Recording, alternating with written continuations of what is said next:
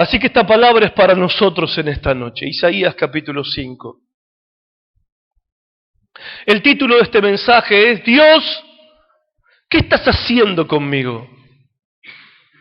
¿Qué estás haciendo conmigo, Dios? ¿Qué estás haciendo? Isaías 5, versículo 4. Dice Dios: ¿qué más se podía hacer a mi viña que yo no haya hecho en ella? Dios se pregunta: ¿qué más se podía hacer a mi viña que yo no haya hecho en ella? ¿Cómo esperando yo que diese uvas dulces, ha dado uvas silvestres amargas? Uvas amargas. Verso 5, dice el Señor: les mostraré pues ahora lo que haré yo a mi viña. Le quitaré su vallado, su protección, y será consumida. Aportillaré su cerca, derribaré su cerca, y será pisoteada. Haré que quede desierta, no será podada, ni cavada, ni cuidada, significa esto, y crecerán el cardo y los espinos, y aún a las nubes mandaré que no derramen lluvias sobre ella. Ciertamente la viña de Jehová de los ejércitos es la casa de Israel. Es fuerte, ¿no? El profeta Isaías está hablando de parte de Dios y usa un lenguaje metafórico. Habla de una viña, pero está refiriéndose al pueblo de Dios. Es una parábola, es un lenguaje en metáfora que encierra poderosas y tremendas, fuertes verdades que revelan el corazón de Dios. Una de las maravillas de estudiar la Biblia es que cuando estudiamos la Biblia conocemos el corazón de Dios, porque la Biblia revela a Dios. Conocemos quién es Dios, y la gran ventaja de conocer a Dios es que mi adoración es más perfecta, porque no puedo adorar a un Dios que no conozco. Por eso, adoración es mucho más que técnicas de canto, es mucho más de levantar las manos o aplaudir o no levantarlas o no aplaudir, sino que adoración en espíritu y en verdad es entender a quién estoy adorando. Y para que mi adoración sea realmente espiritual y sea excelente, sea como un perfume que sube al cielo, cuando adoro mis manos tengo que entender a quién le levanto mis manos, y cuando le canto, ¿a quién le estoy cantando? Y la única manera de entender quién es Dios es a través de su palabra. Porque la Biblia revela quién es Dios. Saben, ha habido muchos movimientos de renovación en cuanto a la adoración en la iglesia de algunos años atrás, que han venido a renovar el canto y la adoración en la iglesia, pero mayormente esos movimientos terminaron en la técnica, o sea, nos enseñaron a aplaudir, nos enseñaron a levantar las manos, nos enseñaron a llorar, nos enseñaron a postrarnos, nos enseñaron a saltar, nos enseñaron a danzar, nos enseñaron a hacerlo con alegría, con corazón quebrantado. Pero con los años y con el tiempo vemos que a veces nos hemos quedado con la forma, con el cómo se hace, porque no enseñamos quién es Dios. Y podemos saber cómo, pero si no sabemos a quién, ¿cuánto me están entendiendo? Por eso cuanto más conozco a Dios, mi adoración es más perfecta, porque sé a quién adoro, sé ante quién me humillo y sé ante quién le alabo. Eso fue un tip sobre adoración, anótelo por ahí. no es el tema. El profeta Isaías habla de una viña que defraudó a Dios. Eso es lo que vemos acá. Dios esperaba de esta viña frutos dulces. Frutos dulces que significa frutos de obediencia. Eso esperaba Dios de su viña, de su pueblo. Fruto de obediencia, frutos de pureza, fruto de santidad, frutos de fe, de lealtad, de fidelidad, fruto de servicio, fruto de amor. Pero la viña dio frutos amargos. Su fruto fue el pecado, su fruto fue el engaño, la infidelidad, la desobediencia, el egoísmo, la apatía, la hipocresía, la impureza. ¿Y cuál fue la consecuencia? ¿Cómo actuó Dios ante esta viña que lo había defraudado? Y dice el versículo 5, ahora le mostraré lo que yo haré a mi viña. Le quitaré su vallado, le quitaré su valla que protectora y será consumida. Aportillaré su cerca, derribaré la cerca y será pisoteada, haré que quede desierta, no será podada ni cavada, o sea, no va a haber cuidado, no va a haber mantención y van a crecer el cardo y los espinos. Y aún a las nubes mandaré que no derramen lluvia sobre ella. En otras palabras, Dios castigó a la viña que lo había defraudado. Ahora, puedo preguntar, ¿qué tiene que ver esto con nosotros? ¿Qué tiene que ver esto conmigo? Y todo tiene que ver. Porque nosotros somos la viña del Señor. Nosotros somos su viña. Nosotros. Yo no sé si te ha pasado en esos momentos de soledad en tu vida, donde sos sincero con vos mismo, con vos misma, y también sos sincero con Dios en tu vida, y de repente se te cruza el pensamiento como diciendo, Dios, ¿qué estás haciendo conmigo? Porque no entiendo lo que pasa en mi vida. ¿Te preguntaste alguna vez?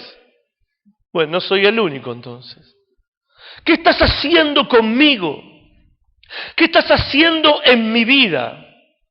Sabés que Dios es poderoso, sabés que Dios es soberano, sabés que Dios tiene el control de todas las cosas, pero, Señor, ¿hasta cuándo vas a permitir que siga así? ¿Hasta cuándo? Hace algo, hace que las cosas vayan bien. La verdad que, Señor, no entiendo. Porque tú sabes, Señor, cómo están las cosas en mi vida. Tú sabes cómo están las cosas en mi casa. Tú sabes, Señor, de mi desánimo. Tú sabes lo que tengo que soportar. Señor, ¿estás enojado conmigo? ¿Cuándo vas a hacer algo? ¿Cuándo vas a obrar para que todo esto cambie? Señor, ¿cuándo? Acuérdate que soy tu hijo. Acuérdate que soy tu hija. Mira cómo estoy. Oh Dios, dice el Salmo 80, oh Dios de los ejércitos, restáurame. Haz resplandecer tu rostro sobre mí y seré salvo. Esta es una frase del Salmo 80, la última es una frase del Salmo 80, y estas palabras, estas preguntas que yo compartí, es una paráfrasis de ese Salmo que ahora vamos a leer. Y ese Salmo fue escrito en una época cuando Israel se sentía así. Cuando la nación de Israel, cuando el pueblo de Dios se sentía como vos te sentís. Así se sentían ellos. No entendiendo qué estaba haciendo Dios con ellos, no entendían. Los días de gloria habían pasado para el pueblo judío. Esa era la situación. Vaya conmigo al Salmo 80, por favor. Salmo 80. versículo 1. Salmo 80, versículo 1.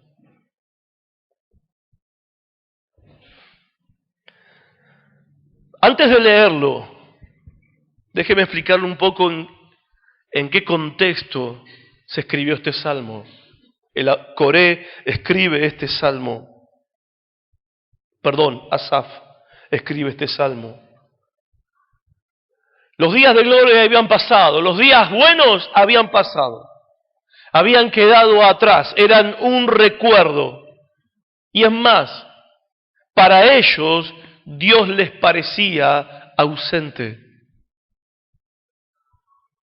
Parecía que Dios, al momento de escribir este salmo, parecía que Dios estaba actuando como un padre ofendido con su hijo que lo había avergonzado, que lo había humillado. Entonces este padre, avergonzado por su hijo, humillado por su hijo, ahora está retraído de su hijo. Se aparta un poco de su hijo, porque se siente ofendido por la conducta de su hijo, porque su hijo lo humilla y lo avergüenza una vez y otra vez y otra vez, y Dios se aparta, y ellos sienten algo. Ellos lo sienten, ellos sienten como un distanciamiento de Dios. Aunque sabemos que la Biblia dice que Dios siempre está en todos lados, y nosotros los creyentes también lo sabemos, pero también experimentamos muchas veces esa sensación espiritual de sentir a Dios distante de nosotros. ¿Te sentiste así alguna vez? ¿Dios distante? ¿Ausente? ¿Que por qué no responde mis oraciones? Mirá el versículo 1. En esa atmósfera, en ese contexto, escribe el Salmo. Y ahora que lo vamos a leer, yo sé que algunos ya lo terminaron de leer, pero vamos a leerlo juntos. Esperen un cachito, tranqui. Porque mientras leemos, yo quiero que ustedes sientan, no solamente lean, sientan lo que hay detrás de las palabras. Quiero que sientan el significado, la angustia, el dolor, la crisis que hay detrás de cada una de estas palabras. Verso 1 dice: oh pastor de Israel, escucha. ¿Por qué le tiene que decir a Dios que escuche?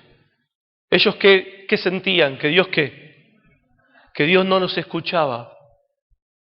Entonces el Salmo empieza diciendo: pastor de Israel, como diciendo, no te olvides que somos tus ovejas. Pastor de Israel, no te olvides, somos tus ovejas, escucha. Tú que pastoreas como ovejas a José. José es una de las tribus de Israel. Tú que estás entre querubines, resplandece. Ellos dicen que Dios está entre querubines, significa que Dios está sentado en su trono. Ellos saben que Dios está en control de todas las cosas. Ellos saben que Dios es soberano y está sentado en su trono. Ellos lo saben, pero el versículo 2 le dicen a Dios: despierta tu poder delante de Efraín, de Benjamín y de Manasés, y ven a salvarnos. Despierta tu poder, porque ellos hace rato que no veían el poder de Dios. No lo veían. Versículo 3 dice: oh Dios, restáuranos, haz resplandecer rostro y seremos salvos. Jehová, Dios de los ejércitos, ¿hasta cuándo mostrarás tu indignación contra la oración de tu pueblo? Ellos no era que no oraban, ellos oraban, pero ellos percibían que la no respuesta de Dios era una señal del enojo de Dios con ellos. ¿Hasta cuándo vas a estar enojado con nosotros? ¿Hasta cuándo vas a estar indignado con nosotros? ¿Hasta cuándo, Señor?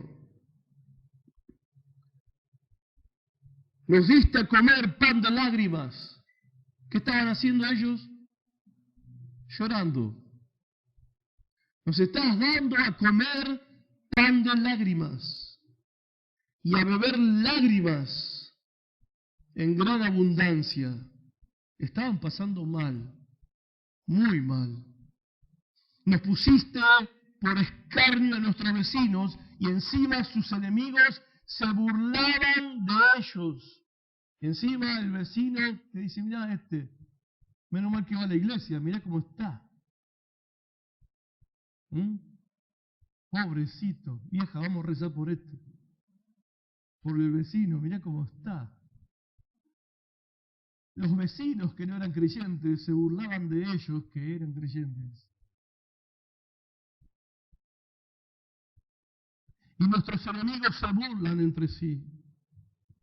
Oh Dios de los ejércitos, restáuranos, haz resplandecer tu rostro y seremos salvos. Hiciste venir una vid de Egipto. Otra vez aparece la viña, la vid. Hiciste venir una vid de Egipto. ¿Se acuerdan? Israel estuvo 400 años esclavo en Egipto. Toda la nación fue esclavizada en Egipto. Y Dios escuchó el clamor de ellos. Ellos están recordando la liberación de Egipto siglos atrás. Y en su oración le están diciendo a Dios, Señor, tú viniste a rescatarnos cuando estábamos en Egipto. Y estaba ahí tu viña. Nosotros somos tu viña. Éramos tu viña. Y tú viniste y nos arrancaste de la esclavitud. Nos sacaste de la esclavitud y nos plantaste en una tierra buena. Nos plantaste en la tierra prometida. Y dice el verso 8, echaste las naciones y la plantaste. Echaste las naciones y la plantaste, porque fue Dios el que caminó delante de Josué para conquistar la tierra prometida. Los muros de Jericó cayeron por el poder de Dios. Y Israel, que no tenía tierra, Israel que no tenía territorio, era una viña que no tenía dónde plantarse. Dios la arrancó de la esclavitud de Egipto, echó a esas naciones de la tierra prometida y ahí plantó el Señor a su viña. Y ellos se lo están recordando, Dios. Limpiaste sitio delante de ella, hiciste arraigar sus raíces y sobre la tierra. ¿Qué están recordando ellos? Señor, tú nos rescataste y nos libraste de la esclavitud de Egipto. Echaste las naciones paganas de delante nuestro.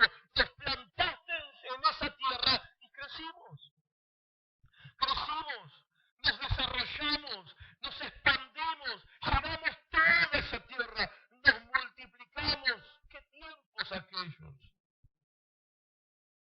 Los montes fueron cubiertos de su sombra y con sus sarmientos, sus ramas, los cedros de Dios. La vid extendió sus vástagos, sus renuevos, los extendió hasta el mar, hasta el río, sus renuevos. ¿Qué tiempos aquellos?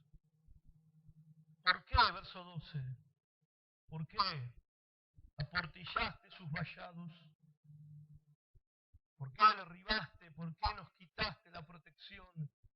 ¿Y por qué la vendimian todos los que pasan por el camino? ¿Por qué cualquiera que pasa arranca uvas de tu viña? La destroza el puerco montés y la bestia del campo la devora. ¿Por qué? La pregunta del verso 12, ¿cuál es la pregunta? ¿Por qué? ¿Cuál es la pregunta? ¿Por qué? ¿Por qué? ¿Cuál es la pregunta del verso 4? ¿Hasta cuándo? ¿Hasta cuándo? ¿Hasta cuándo? ¿Por qué? Verso 14. Oh Dios de los ejércitos, vuelve ahora. Mira desde el cielo y considera y visita esta viña. Visita esta viña. Visítanos. La planta que plantó tu diestra y el renuevo que para ti afirmaste, quemada a fuego está, asolada. Perezcan por la reprensión de tu rostro, sea tu mano sobre el varón de tu diestra, sobre el hijo del hombre que para ti afirmaste. Así no nos apartaremos de ti. Vida nos darás, invocaremos tu nombre. Oh Jehová, Dios de los ejércitos, restáuranos, haz resplandecer tu rostro y seremos salvos. Visítanos, visítanos, vuelve a darnos vida. Dios había hecho algo asombroso con Israel. Ellos miraban su historia, miraban su pasado y recordaban esos tiempos gloriosos. Nunca habían tenido una experiencia como esa, como nosotros, que nunca tuvimos una experiencia como la que tuvimos cuando vinimos a Cristo. ¿Se acuerdan? Cuando viniste a Cristo. Cuando la semilla de la palabra, cuando la semilla del Evangelio se sembró en tu corazón por primera vez y el Señor con su mano de amor y su poder te arrancó del mundo, te arrancó de la oscuridad, te arrancó de las tinieblas y te plantó en la iglesia, te plantó en su reino. ¡Qué paz aquella! ¡Qué gozo aquel! ¡Qué alegría! ¡Qué forma diferente ahora de ver la vida! ¡Qué bendición poder entender lo que antes no entendía! Oraba a Dios y sentía que Él me escuchaba y me respondía. Disfrutaba de esos tiempos dulces y gratos en su presencia. Veía su mano, veía sus bendiciones. Dios estaba conmigo. Yo creo en Dios. El domingo, no veo la hora que llegue el domingo para ir a la iglesia. ¡Qué gozo, qué alegría cantar, alabar al Señor! Ellos también miraban su historia y recordaban tiempos gloriosos, tiempos pasados, bendiciones pasadas. Y ellos sabían que habían sido rescatados de ese lugar, porque Dios tenía un plan, Dios tenía un propósito, porque de esa nación que Dios había escogido iba a venir el Salvador, iba a venir Jesús, iba a venir el Mesías. Pero ahora, en el Salmo 80, todo eso está a punto de arruinarse. Todo eso está a punto de caerse por el suelo. Ellos habían sido rescatados por Dios, habían sido adoptados por Dios, ellos crecieron, se expandieron, cuando cayeron en la esclavitud, Dios los rescató, los plantó en la tierra prometida, crecieron como nunca antes, pero ahora todo el proyecto estaba al borde del fracaso. La vid no tenía muros, la viña no tenía protección, la viña estaba siendo pisoteada y la viña no solamente estaba siendo atacada por enemigos de afuera, también la viña estaba enferma por dentro, enferma de egoísmo, enferma de pecado, enferma de infidelidad. Estaba la viña. Y es en ese momento cuando el plan de Dios está por el suelo, en el Salmo 80. ¿Y qué hace el salmista? El salmista, Asaf, ruega a Dios por misericordia y salvación. Misericordia y salvación. Pero es también en este momento, gente, es también en este momento donde Dios levanta a los profetas del Antiguo Testamento. Y los profetas del Antiguo Testamento se levantan y empiezan a hablarle a la viña, empiezan a hablarle de parte de Dios.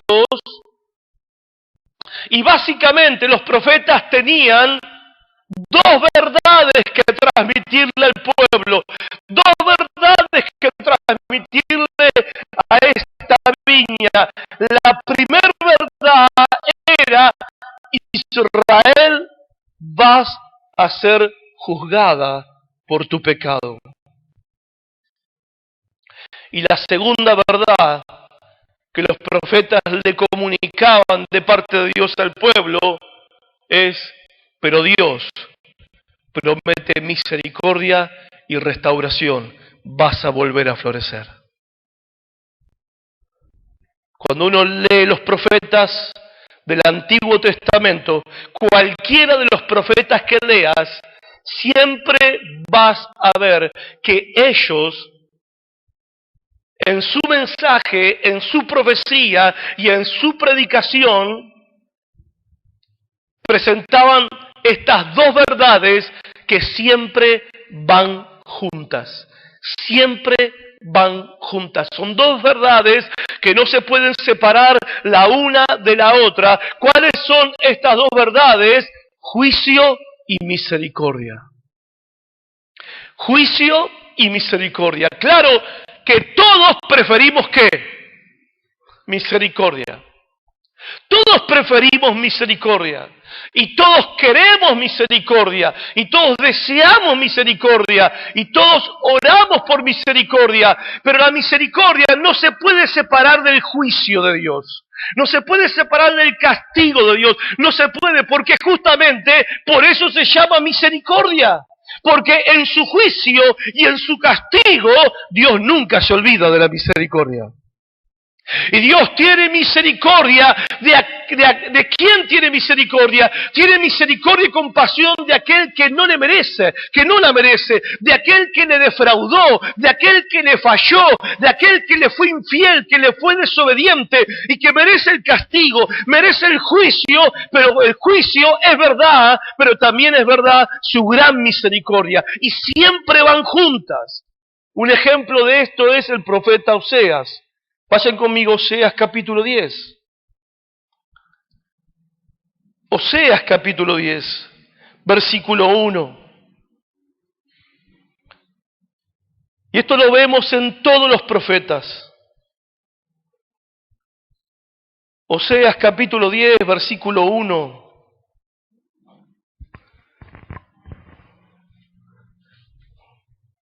Dice, Israel es una frondosa viña. O sea, la viña estaba bien florecida, bien frondosa, muchas hojas, hermosa. La viña estaba bella. Y no solamente eso, dice que la viña frondosa da abundante ¿qué? ¿Qué da? Abundante fruto. Había mucho fruto en la viña. Pero era el fruto que Dios esperaba. Dice, da abundante fruto para sí mismo. O sea, la viña era ¿qué? Egoísta. ¿Qué era la viña? Egoísta. Conforme a la abundancia de su fruto, multiplicó también los altares. Conforme a la bondad de su tierra, aumentaron sus ídolos. En los momentos de bendición, en el momento de la abundancia de la bendición, en el mejor momento donde Dios los había bendecido muy mucho, ellos se olvidaron de Dios, dejaron a Dios a un lado y se volvieron egoístas. Versículo 2 dice, está dividido su corazón. Está dividido su corazón. Ahora serán hallados culpables. Jehová demolerá sus altares y destruirá sus ídolos. Ahora vendrá el juicio. Vaya conmigo al capítulo 14, versículo 4 al versículo 7. En el capítulo 10, entonces, miramos recién y veíamos que el profeta Oseas, de parte de Dios, viene y trae un mensaje de condenación a Israel, a la viña, y la condena por adúltera. La está condenando, pero en el capítulo 14, versículo 4, dice, yo sanaré tu rebelión. Te amaré de pura gracia, porque mi ira se apartó de ellos. Yo seré a Israel como rocío, él florecerá como lirio y extenderá sus raíces como el Líbano. Se extenderán sus ramas y será su gloria como la del olivo y perfumará como el Líbano. Volverán y se sentarán bajo su sombra, serán vivificados como trigo y florecerán como la vid. Su olor será como de vino del Líbano. En el capítulo 10, profeta declara el juicio de Dios, pero en el capítulo 14, Dios le promete a Israel que va a volver a florecer. Y esto es una norma en la palabra de Dios. Juicio siempre viene con misericordia, pero antes de la misericordia viene el juicio, viene el castigo y luego se manifiesta la promesa de misericordia. Fue condenada la viña por adulterio, fue condenada por su egoísmo y fue castigada por su pecado, pero también se le promete que no siempre iba a estar así, que iba a volver a florecer, que el Señor en su misericordia derramaría el rocío de su espíritu y haría que la vid volviera a echar flores y volviera a echar nuevos frutos. Ese es nuestro Dios. A simple vista, lo que vemos entonces en esta situación que todo era pecado, todo era incumplimiento, todo era juicio para ellos, pero había la promesa estaba presente, los profetas profetizaban, la vid volvería a florecer y se iba a convertir en una hermosa planta. Pero,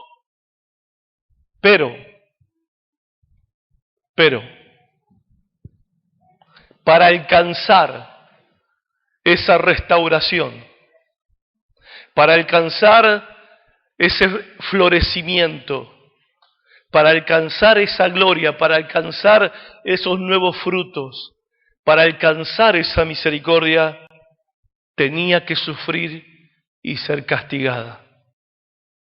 ¿Por qué? Y yo creo que usted lo puede entender. Creo que lo puedes entender.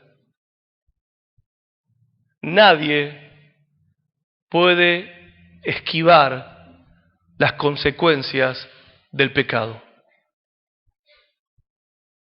Repito, nadie puede esquivar las consecuencias del pecado. Dios promete misericordia, Dios promete que la viña va a volver a florecer, pero primero iba a tener que sufrir. Primero iba a tener que ser castigada. Dios iba a llevar a la viña, Dios iba a llevar a Israel por el camino del castigo hasta llegar a la orilla de la restauración. Cuando pedimos a Dios restauración, cuando pedimos a Dios avivamiento, cuando pedimos a Dios renovación, cuando pedimos a Dios misericordia, no tenemos que dejar de tener presente que el camino para llegar a esa renovación, para alcanzar esa promesa, el camino muchas veces es la disciplina de Dios, es la corrección de Dios. Y como dice la palabra, la corrección y la disciplina no es algo agradable. El castigo de Dios con amor no es algo agradable, pero es sumamente necesario porque Dios tiene que tratar con nuestras vidas para que nosotros podamos volver a florecer. Y esto pasó con Cristo. No debería sorprendernos, porque esto mismo pasó con nuestro Señor Jesucristo.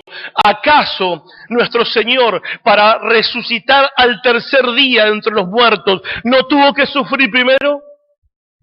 ¿No tuvo que ser castigado como fue castigado y padecer lo que tuvo que padecer, sufrir todo lo que tuvo que sufrir? La diferencia entre Cristo y nosotros, que Cristo no sufrió por sus pecados, Él no fue castigado por sus pecados, Él no fue juzgado por sus pecados, ni condenado por sus pecados, sino por nuestros pecados.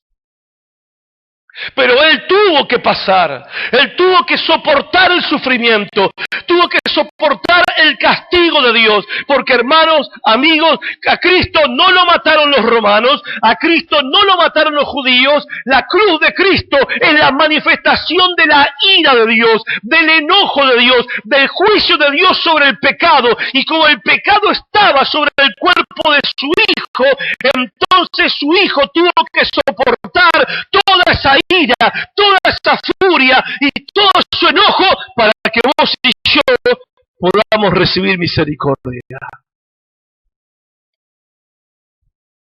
Pero es un principio que está establecido desde el Antiguo Testamento en la experiencia de Cristo y que sigue permaneciendo hasta el día de hoy.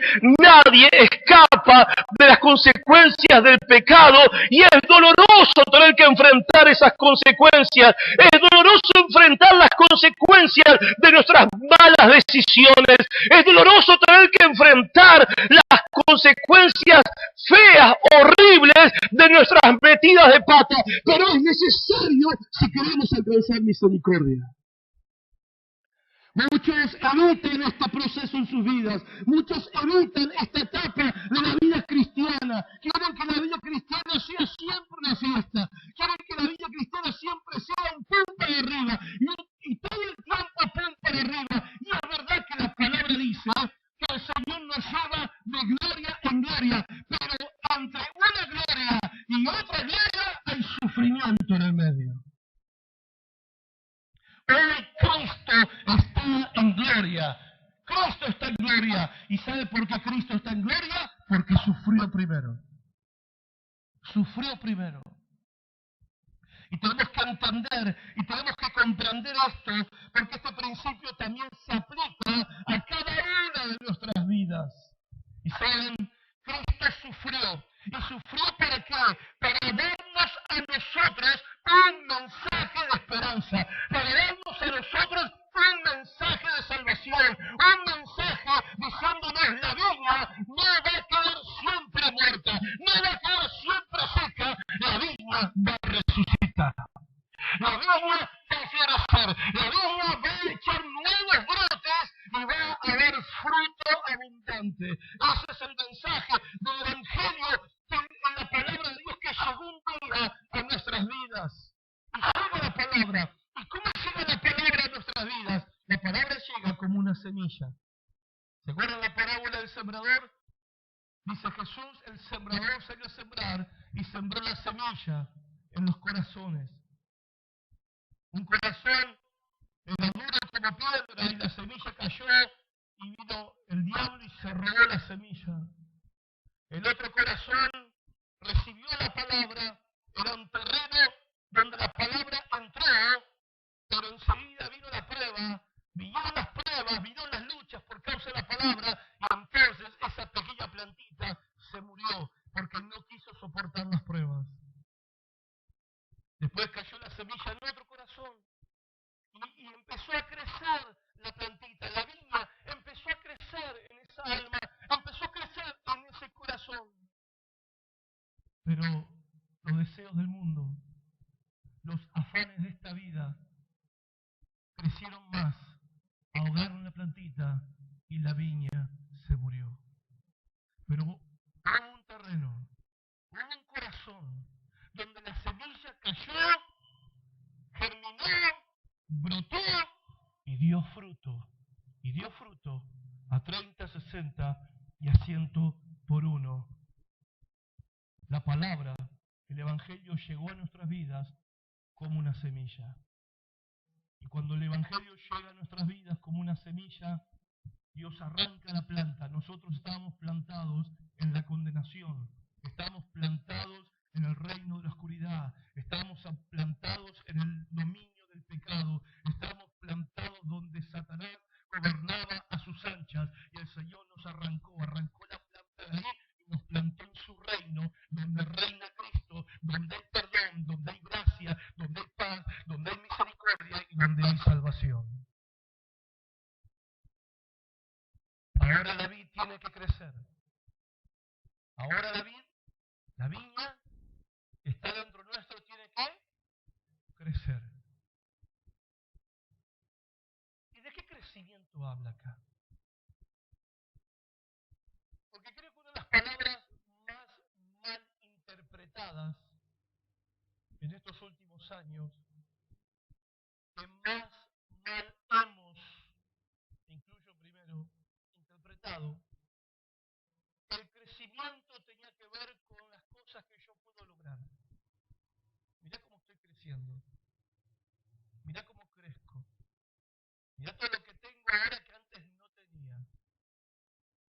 Y eso también fue un pensamiento que se trasladó a la iglesia, porque en la iglesia medíamos el bienestar espiritual de la iglesia por el crecimiento, por cuánta gente había, ¿no?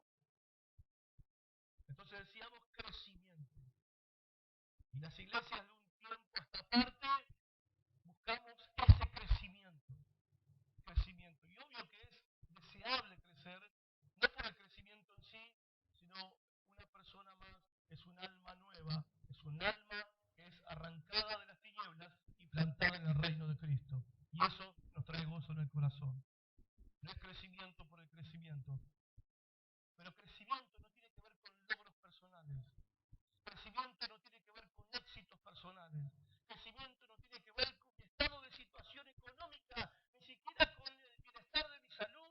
El crecimiento no tiene que ver con el progreso en las cosas de la vida. Crecimiento, vaya conmigo a Hechos capítulo 12, 24.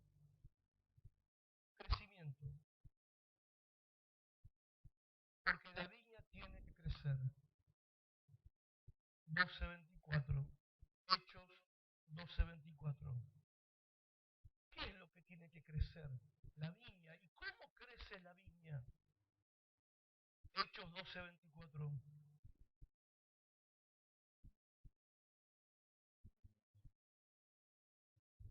El Señor Jesucristo, antes de ir al cielo, comisionó a sus discípulos a que predicaran el Evangelio en todas las naciones. Ellos salieron de Jerusalén, salieron de esa ciudad y empezaron a predicar en todas las ciudades, anunciando el Evangelio. En otras palabras, estaban sembrando la semilla. Iban por las ciudades sembrando la semilla, para que en cada corazón brotara esa viña, esa vid. La gente escuchaba la palabra es la semilla. La gente escuchaba la palabra. ¿Y qué pasaba con la palabra? Verso 24. Pero la palabra del Señor crecía y se multiplicaba. Capítulo 19, verso 20. Dice, así crecía y prevalecía poderosamente la palabra del Señor. Así crecía y prevalecía poderosamente la palabra del Señor. En otras palabras, ¿qué era lo que crecía? No eran las personas que crecían, no eran las iglesias las que crecían, no eran las congregaciones las que crecían, si bien es verdad que se aumentaban cada vez más y más en número los que venían, oían la palabra y se unían a la iglesia. Pero lo que crecía era la palabra de ellos. Lo que crecía era el evangelio dentro de sus vidas, la semilla. ¿Qué es el evangelio? La semilla, que es la palabra, había sido sembrada en sus corazones y ahora esa palabra había que cultivarla, había que regarla. ¿Se acuerdan cuando dijo el apóstol Pablo, yo sembré y después vino Apolos, otro predicador, y él regó? ¿Qué regó? ¿Regó a los creyentes? Vengan, hermanos. ¿Regó a los creyentes? No. Pablo dice, yo sembré. ¿Qué sembró? La palabra de Dios. Sembró el evangelio en los corazones de esas personas. Vino después otro predicador atrás, un gran predicador valiente, fervoroso, Apolos. Me encanta cómo era él. Y él vino después y siguió predicando y siguió enseñando. Y dice Pablo, él regó la palabra. Regó la palabra. Y luego el apóstol Pablo remata la frase, esto está en 1 Corintios 3, dice, pero el crecimiento lo da ¿quién? Dios. Dios les estaba dando crecimiento. Pero ¿qué era lo que crecía? El Evangelio, la palabra crecía dentro de ellos. Y déjenme decirles esto. Hay promesa de Dios de restauración para tu vida. Hay promesa de Dios de que vas a volver a florecer. Y hay promesa de Dios que Él va a tener misericordia a pesar de tus pecados. Que Él va a juzgar y que te va a castigar y no te va a gustar y te va a doler, pero Dios dice, vas a volver a florecer. Vas a volver a florecer. Pero Dios espera que cuando florezcas des fruto. El fruto, Dios espera fruto de nosotros. No seamos como la viña que Dios fue a buscar fruto de obediencia. ¿Fruto de qué? Porque en definitiva, ¿qué es el fruto? Obediencia, amor, fidelidad, lealtad, santidad, servicio, dedicación, compromiso. Ese es el fruto que Dios busca. No lo que yo puedo hacer para Dios, porque lo que hago para Dios es una consecuencia del amor que tengo por Cristo y de la santidad y fidelidad con la que vivo, porque si no lo hago con amor, que dijo Pablo, no sirve de nada. Entonces no me malinterpreten cuando digo la palabra fruto como las cosas que yo hago para Dios. No, Dios no está buscando el fruto como si el fruto fuera algo que yo puedo hacer. El fruto es algo que produce en mí la palabra de Dios. El fruto es algo que produce en mí el Evangelio. El Evangelio. Para dar este fruto, para volver a florecer, el Evangelio tiene que crecer dentro tuyo. Vos no tenés que crecer. El Evangelio tiene que crecer dentro tuyo. Y acá voy a decirles algo. ¿Saben lo que he notado en estos últimos tiempos? Que veo mayormente en creyentes de muchos años que el Evangelio es muy chiquito en su vida. Que la plantita de la palabra es muy chiquita en su vida. Incluso esas personas han servido a Dios, han predicado la palabra, han ministrado en la iglesia, pero el Evangelio no creció lo suficiente dentro de ellos, porque un tiempo están arriba, otro tiempo están abajo. Porque muchos también vienen el Evangelio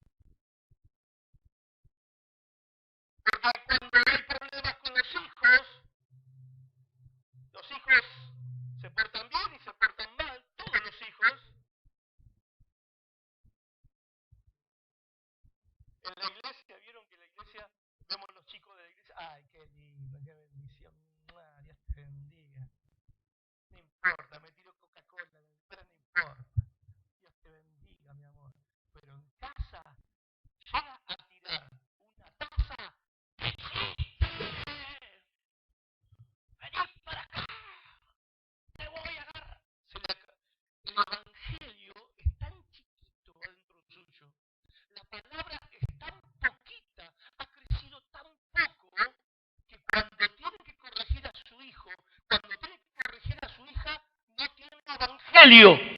No hay evangelio, no hay palabra, no hay palabra de Dios suficiente en su vida y sale lo que hay. Fruto amargo, fruto que Dios no quiere, fruto que Dios no esperaba.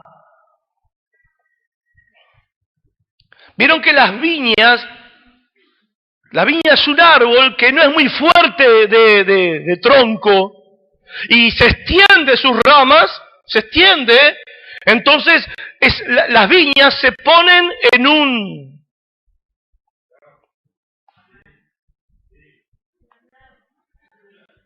alambrado, dije yo ayer, no sé cómo se llama.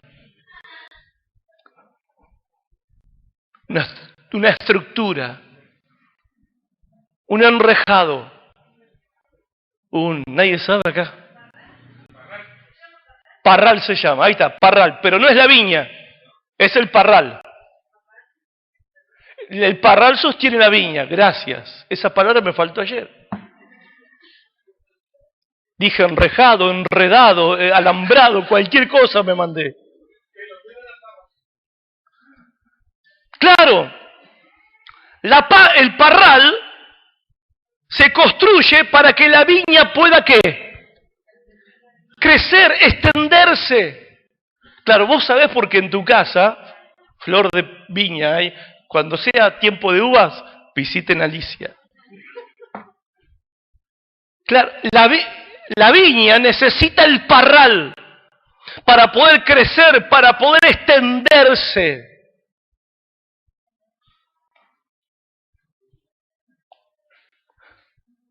Pero muchos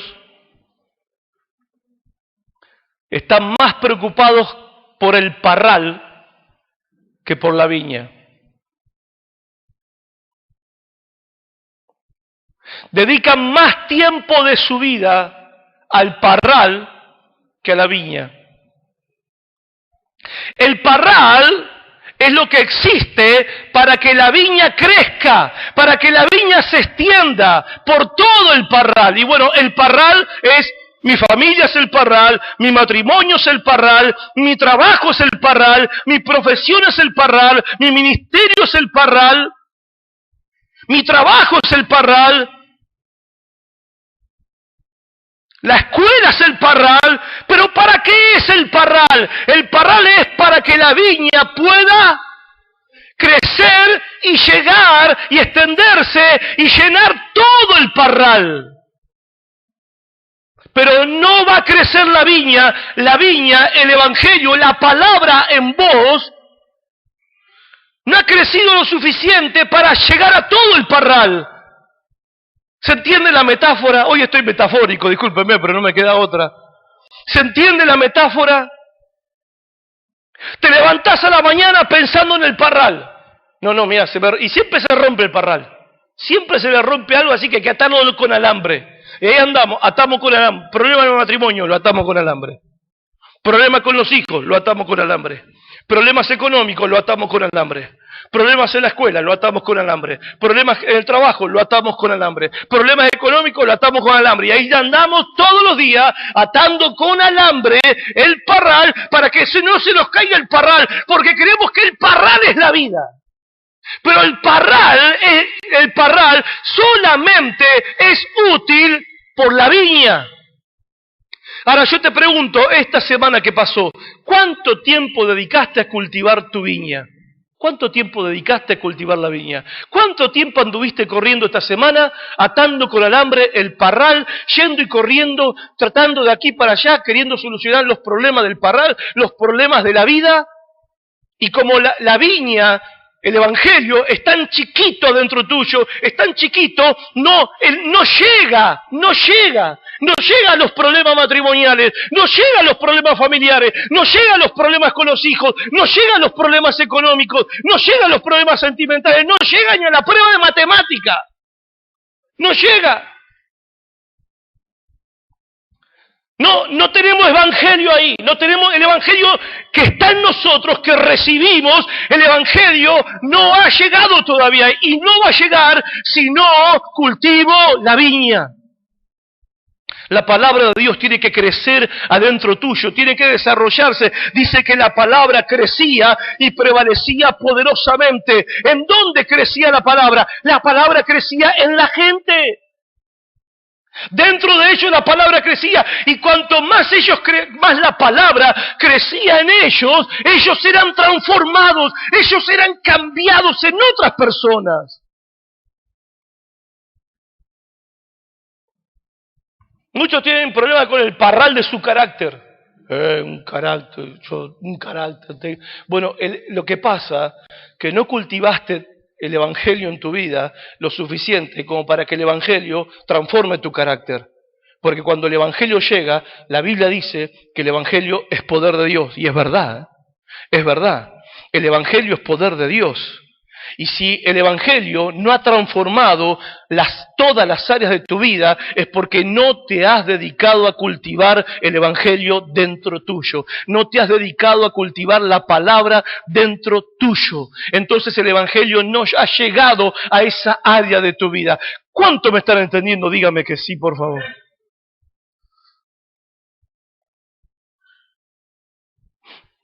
Y oramos, Señor, cambia mi carácter, Señor, cambia mi carácter, Señor, cambia mi carácter, y ahí estamos regando un poquito el Evangelio. Entonces el Evangelio empieza a crecer por el parral y quiere llegar al sector carácter. Y llega el Evangelio y dice, el que te pega en la mejilla, pon en la otra, cortamos esta ramita. No, esta ramita la cortamos. A mí no me van a tomar por sal. No. Se dan cuenta que nosotros para que nuestras vidas sean transformadas, necesitamos más evangelio, no menos. Ahora pregunto, ¿cuánto evangelio cultivaste dentro tuyo esta semana? ¿Usted cree que una regadita de los domingos alcanza? Ojalá, no alcanza. Ahora yo le pregunto, uno lee Hechos de los Apóstoles, ¿no? Y uno mira la iglesia de Hechos de los Apóstoles, y dice, ¡fua! Creyentes eran aquellos, ¿no? Pastores eran aquellos. Uno dice, tenemos que ser, ¿no? Siempre tenemos que ser como la iglesia primitiva. Tenemos que ser como los primeros cristianos. Pero no lo vamos a hacer. No lo vamos a hacer nunca. ¿Y saben por qué ellos eran como eran? No porque eran más inteligentes, ni porque eran más buenos, ni porque eran mejores que nosotros. Porque la palabra creció adentro de ellos. El Evangelio creció dentro de ellos de tal manera, hermanos, familias enteras de cristianos iban al circo romano a que se lo comieran los leones.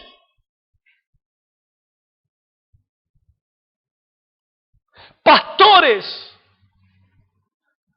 Policarpo, anciano, más de 80 y pico de años. Le dio pena al emperador quemarlo vivo. Y le dio otra oportunidad y le dijo a Policarpo, negá a Cristo y te salvás. Negalo a Cristo y te salvás. Rechazalo a Cristo y te salvás. Y el anciano Policarpo, ¿sabe qué le dijo? Más de 70 años le he servido y nunca me ha hecho daño. ¿Por qué lo voy a negar ahora? Lo bañaron con aceite y lo quemaron vivo y murió cantando un himno. Y pastores eran aquellos. ¿Pero por qué? La pregunta es ¿por qué? A nosotros nos llega el aviso de corte de luz y nos agarra taquicardia. A nosotros nos cortan el internet y no sabemos qué hacer. Se nos terminó la vida. Me cortaron el internet. No tengo celular y parezco que tengo... Ay, no tengo celular, no puedo respirar, no tengo celular. Viene alguien y te dice, mira, conmigo se cortó, ¿no? Y ya, ay, no quiere ser más mi amigo. Ay, me dijo que no quiere nada.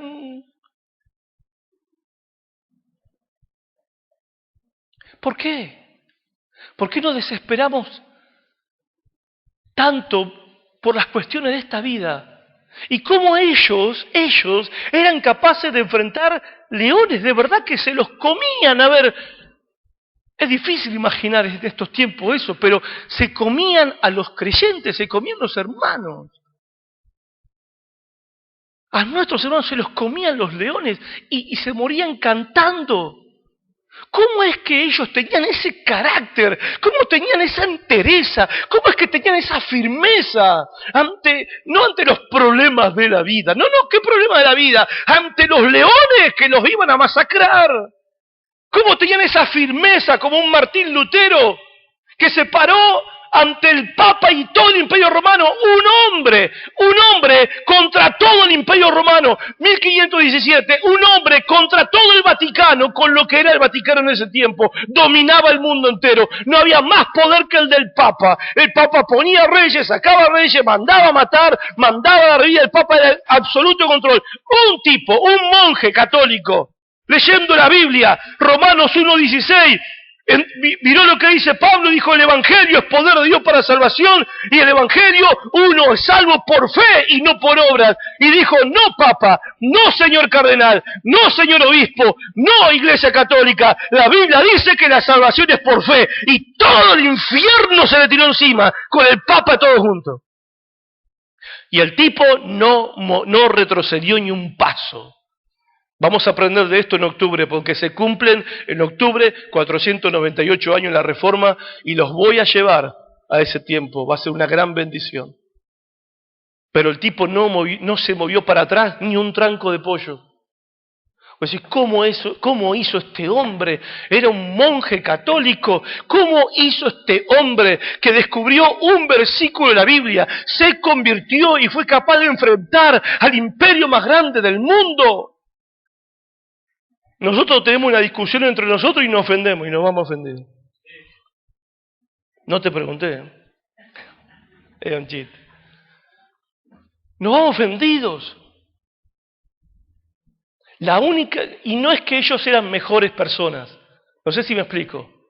No es que ellos eran súper creyentes, eran súper pastors. No. La palabra crecía en ellos. En ellos crecía la palabra, en ellos crecía el Evangelio. ¿Se acuerdan cuando leímos Oseas capítulo 10? ¿Qué le dijo el Señor a la viña? Tiene mucho fruto abundante, pero para sí mismo. Eran egoístas.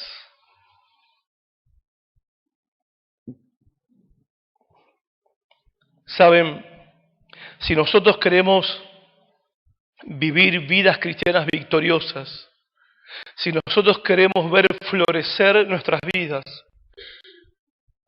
queremos experimentar, yo anhelo esto, lo anhelo con todo mi corazón, en lo personal, y para cada uno de ustedes es mi oración, porque cuando vos florezcas y yo florezca, la iglesia va a florecer. Las iglesias van a florecer. El reino de Dios va a florecer en concordia. Pero el Evangelio tiene que crecer dentro nuestro. Y no crece como esas plantitas que crecen solas. Yo sembré, Apolo regó. El crecimiento lo da Dios, pero hay que cultivar el Evangelio. Hay que cultivarlo en nuestras vidas. ¿Saben cuál ha sido nuestro pecado? Ocuparnos más del parral que de la viña. Nos ocupamos más del parral que de la viña. Hay que ocuparse del parral, no digo que no. Hay que ocuparse de la familia, del matrimonio, del trabajo, de los problemas, de la escuela. Hay que ocuparse, no estoy diciendo que no.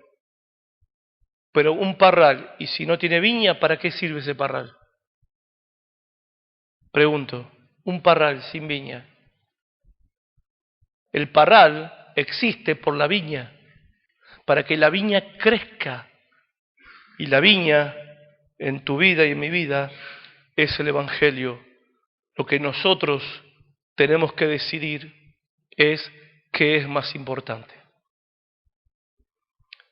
Todos queremos ver a Dios obrar. Todos queremos ver que Dios cambie las cosas.